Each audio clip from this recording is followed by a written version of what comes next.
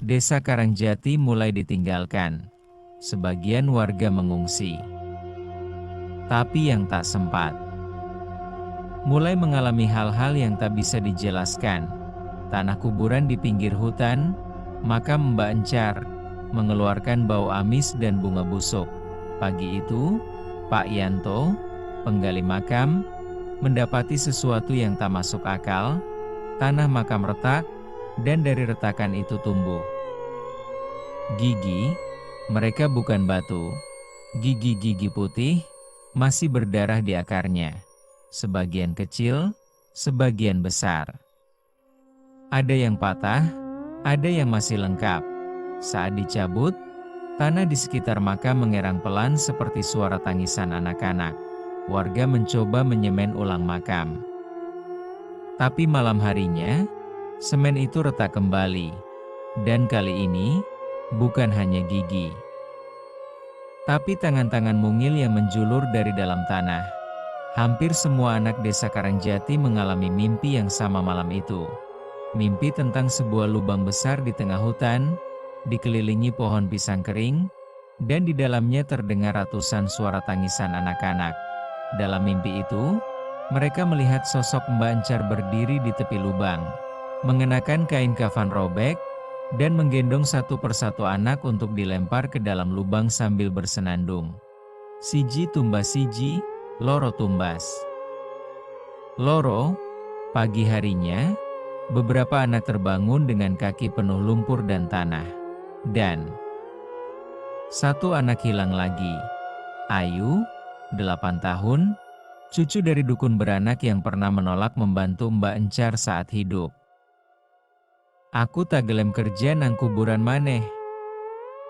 Kui dudu lemah biasa.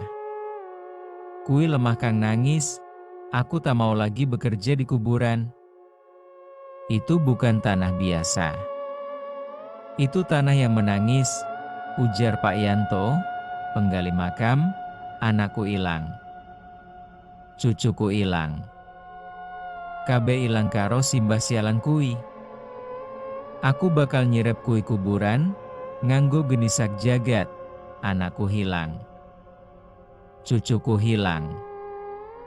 Semua hilang karena kakek sialan itu. Aku akan membakar makam itu dengan api dunia, ujar Buminah, nenek dari Ayu. Warga akhirnya setuju membakar makam Mbak Encar. Namun saat api dinyalakan, angin berputar kencang dan hujan turun dari langit, hujan darah. Sesajen terbakar balik ke arah warga, dan suara tertawa panjang terdengar dari dalam tanah. Kuburanku dudu pungkasan iki mung lawang lebu. Kuburanku bukan akhir. Ini hanya pintu masuk. Makam bukan lagi tempat peristirahatan. Kini ia berubah menjadi rahim gelap, yang melahirkan kembali sesuatu yang seharusnya tak pernah kembali. Dan gigi-gigi itu, mereka adalah warisan dari jiwa yang dipaksa diam. Tengah malam di Karangjati, sumur tua di belakang rumah kepala dusun mulai berbunyi aneh. Bukan tetesan air, tapi suara tembang sinden Jawa kuno. Lirih, sedih, namun menggoda. Beberapa warga yang tak sengaja mendengar, langsung terdiam. Seolah dimasuki sesuatu, Pak Suryo, penjaga malam, duduk di pos ronda ketika mendengar suara tembang dari sumur. Seliramu dudu dewekan, seliramu is tak tunggu. Kau bukan sendirian. Kau sudah kutunggu. Ia penasaran, mendekat, melihat ke dalam. Air sumur tampak berputar ke kanan perlahan. Lalu muncul wajah wanita pucat dengan mata hitam penuh darah. Dan di belakangnya, pocong Mbak Encar tersenyum. Pak Suryo tertawa kecil. Lalu tertawa keras. Lalu tertawa sambil berdarah dari mulut. 2 hari kemudian, ia ditemukan tewas tertelungkup di sumur, dengan wajahnya tercetak di dinding bata dalam posisi terbalik. Beberapa pemuda desa penasaran dan menantang nyali. Mereka duduk mengelilingi sumur dengan senter dan ponsel untuk merekam suara. Awalnya hanya angin. Lalu, tembang sinden mulai terdengar lagi. Yen kowe weruh aku, ojo sengit iki dudu aku, iki kowe. Kalau kau melihatku, jangan benci. Ini bukan aku. Ini adalah kamu. Satu persatu pemuda tertawa sendiri, menggaruk wajah mereka, lalu berteriak histeris. Dalam video rekaman, hanya terdengar tawa dan suara air meluap. Tapi tak ada sinden. Aku dengar suara tembang seminggu ini. Suarane persis simbah Mbak Encar, pas dia isi urip nyinden nang acara ruatan. Tapi saiki, suarane ketoke. Nangis, ujar Bu Yani, dengan mata lebam, aku mimpi sumur itu ngisep anakku. Dalan sumur kebuka dadi dalan nang alas peteng. Terus bocahku diuloni morikaro. Rambut, aku mimpi sumur itu menyedot anakku. Dasar sumur terbuka jadi jalan ke hutan gelap. Lalu anakku dibungkus mori dengan rambut, ujar Bu Ratmi. Berbisik, Pak Lurah memerintahkan sumur ditutup dengan semen dan besi. Tapi setiap malam, tutup itu hilang, diganti batang rambut panjang dan potongan kuku. Warga akhirnya melempar air suci dan garam ke dalam sumur. Air bergolak. Lalu muncul suara tangisan anak-anak bersamaan dari dalam. Ambune koyo umbelku, lah aku isi cilik Pak, aku durung pengimati. Bau ini seperti ingusku, Pak. Aku masih kecil. Aku belum mau mati. Sumur yang dulu jadi sumber kehidupan, kini berubah menjadi pintu ke alam bawah. Tembang sinden bukan lagi hiburan, tapi nyanyian maut yang memanggil roh-roh lama untuk kembali. Dan tawa orang gila yang terdengar malam itu adalah tanda pintu tak lagi bisa ditutup. Balai desa disiapkan untuk rapat darurat. Namun malam itu, warga melihat dari jauh, balai desa penuh pocong kecil sedang duduk, dan Mbak Encar berdiri di tengah. Mengangkat tangan seperti sedang memimpin hajatan. Malam Jumat Kliwon, warga Karangjati berkumpul untuk rapat darurat di balai desa yang baru direnovasi. Namun, entah kenapa, Pak Lurah membatalkan sepihak tanpa alasan. Warga yang curiga memutuskan mengintip dari kejauhan apa yang mereka lihat malam itu. Mengubah desa selamanya. Balai desa terang benderang, meski listrik desa mati total. Dari luar pagar, terlihat puluhan pocong kecil duduk di kursi, menghadap ke panggung. Di atas panggung berdiri satu sosok tinggi, pocong Mbak Encar. Ia mengangkat tangannya, seolah memimpin hajatan. Di meja panjang di depannya tersaji sesajen, kembang 7 rupa, darah ayam, potongan kuku, dan gigi susu.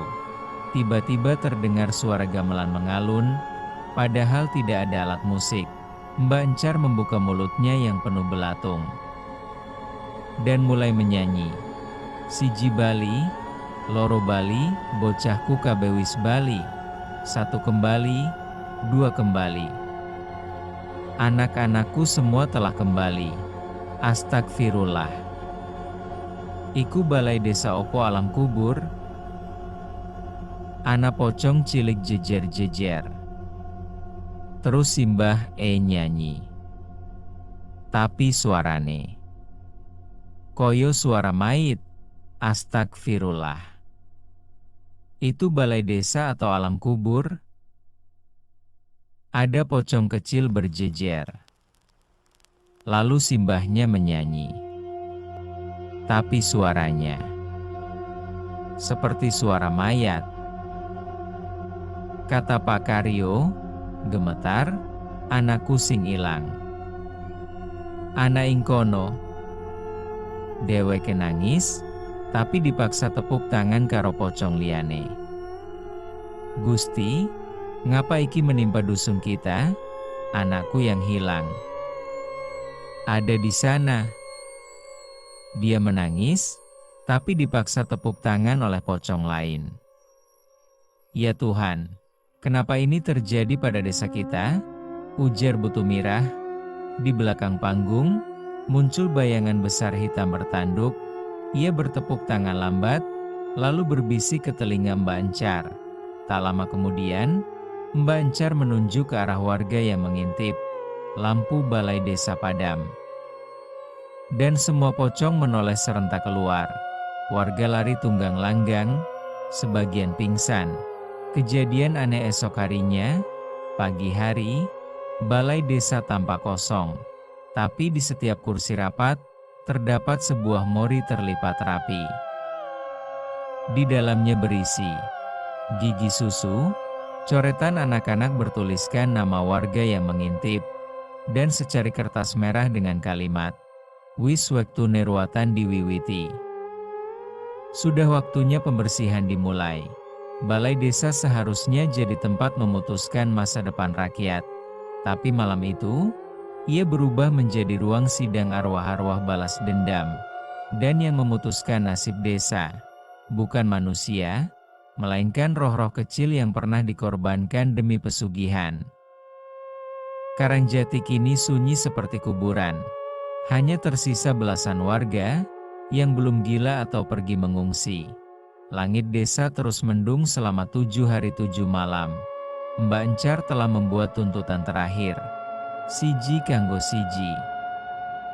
Tumbal kudu kersaning dewe. Ora eso dipilih. Ora eso dipaksa. Satu untuk satu. Tumbal harus menyerahkan diri dengan sukarela. Tidak boleh dipilih. Tidak boleh dipaksa. Jika tidak ada yang bersedia, desa akan ditelan ke alam pocong, menjadi bagian dari desa mati, tempat roh-roh pesugihan menetap. Sisa warga berdiri melingkar di alun-alun yang kini penuh kembang setaman layu dan asap dupa dari arah kuburan. Seorang sesepuh, Mbah Raji, mengambil alih bicara. "Kita ora bisa ngenteni kersane Mbah Encar terus. Yen ora ana sing gelem dadi tumbal, kabeh bakal ilang. Warga, omah, tanah iki, kita tidak bisa terus menunggu kehendak Mbah Encar. Kalau tak ada yang mau jadi tumbal, semuanya akan lenyap. Warga, rumah, tanah ini," kata Mbah Raji. Namun, semua diam. Tak ada yang berani maju. Tiba-tiba, dari belakang warga, muncul seorang anak perempuan berumur 9 tahun. Sari. Ia adalah anak dari almarhum Buarti, satu-satunya wanita yang pernah merawat Mbak Encar di akhir hidupnya. "Kulo ajeng dados tumbalipun. Saya mau jadi tumbalnya," kata Sari. Lirih, semua gempar. "Ojo, le. Kowe isi cilik. Iki tanggung jawab wong diwasa. Jangan. Nak, kamu masih kecil. Ini tanggung jawab orang dewasa," ujar Pak Lurah. Tapi Sari hanya menunduk. Air matanya mengalir, tapi mulutnya tersenyum. Ia menengadah ke langit dan berbisik, "Simbahe apikan kok. Ora tahu nyakiti aku." Dia mung kesepian. Malam itu, Sari dibalut mori putih dan diantar ke makam Mbak Encar. Sesampainya di sana, kubur Mbak Encar terbuka sendiri. Seperti menguap, angin berhenti. Waktu terasa diam. Sari melangkah masuk ke lubang tanah tanpa paksaan. Di dalam, sosok Mbak Encar sudah menunggu. Tersenyum haru dan meneteskan air mata hitam. "Akhire, ana sing gelem nyedaki aku. Tanpa wedi. Tanpa suuzon. Matur nuwun, le. Akhirnya, ada yang mau mendekatiku. Tanpa takut. Tanpa prasangka. Terima kasih, Nak. Tanah menutup perlahan. Suara tangisan berubah jadi lagu Nina Bobo. Esok harinya, langit Karangjati cerah, suara burung kembali. Warga yang hilang, sebagian ditemukan kembali dalam kondisi linglung, tapi hidup. Namun, balai desa, sumur tua, dan kuburan Mbak Encar lenyap tanpa jejak. Di lokasi bekas kubur itu, kini hanya ada pohon Kamboja kecil yang selalu berbunga putih. Dan setiap malam Jumat Kliwon, bunga Kamboja itu berbunyi pelan, seperti ada yang bersenandung lagu. Tidur. Untuk anak kecil yang berani menyelamatkan semuanya. Orang mati bisa memaafkan, tapi tanah yang menelan darah akan selalu mengingat. Bertahun-tahun telah berlalu. Desa Karangjati kini tampak seperti desa biasa, hijau, bersih, dan penuh anak-anak bermain di halaman. Tak ada yang tahu bahwa di bawah tanahnya, pernah tertanam kutukan yang nyaris menelan seluruh kehidupan. Balai desa dibangun kembali, tapi tidak pernah digunakan saat malam. Sumur tua tak pernah ditemukan lagi. Bahkan dengan peta lama, makam Mbak Encar tak pernah bisa ditemukan. Orang-orang mengatakan, ia tidak dikubur. Ia diserap oleh tanah. Bersama semua dendam dan sedihnya. Kenangan yang tersisa. Di salah satu sudut desa, di bawah pohon Kamboja kecil, ada prasasti batu sederhana bertuliskan, Sari anak paling berani. Setiap malam Jumat Kliwon, bunga-bunga Kamboja di situ bergerak meski tak ada angin. Dan kadang terdengar suara lirih tembang Jawa yang penuh kasih. Turu-turu, anakku. Sliramu wis nyelamet ke desa iki, tidurlah, anakku. Kau telah menyelamatkan desa ini. Warga percaya, Sari dan Mbak Encar kini menyatu dalam damai, menjaga batas antara dunia hidup dan mati. Pesan akhir untuk pembaca.